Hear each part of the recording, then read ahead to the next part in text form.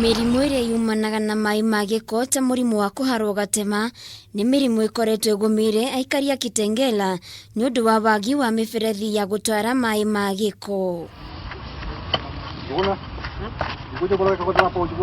Kuringana na aikari a mwena uyu, akomborithia nyumba nio makoretwo magicungiriria hathara icio amu marekagiriria giko kiria kiumaga nyumba-ini cia akombori gutherera nginyagia barabara-ini. Kama saa zingine hata mwezi mzima.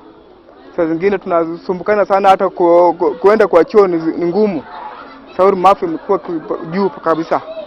Sasa hali mwenye sasa mtaro utakuwa, tunajua hakuna kitu kingine mtasumbukana sisi na choo kwa choo. Hapa wakati wa mvua watu wengi marandro hawafutangi choo.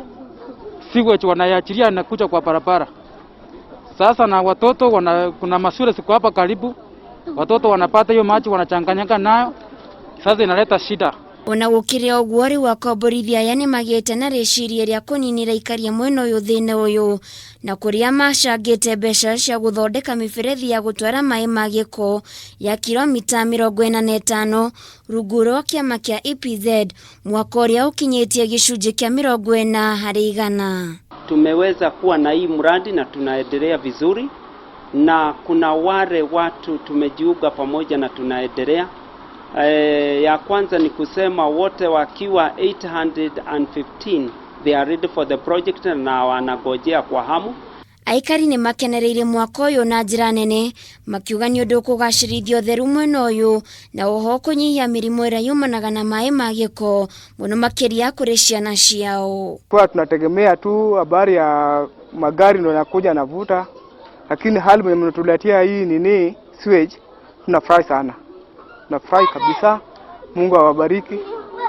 Pia mpeleke mahali pangine. Mwena-ini wake murugamiriri wa mwako wa miberethi ino Titus Njari oigite mbura nene iria irathi na mbere na kura ni thina munene amu ni iracungiriria gwikururia kwa mwako uyu. Changamoto ile tuko nayo kidogo ni kama ile hali ya anga.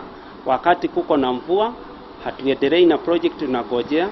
Then after that tukiangalia kuna wale already they are through kila kitu wanagojea kuwa connected. 37 they can be done right away, but we are still subjecting kama vile kuko tunatarajia watu 120 watakuwa wamemaliziwa mwisho wa mwezi huu wa 5. Haduine Hakameme TV Geto Waithira Wakihara.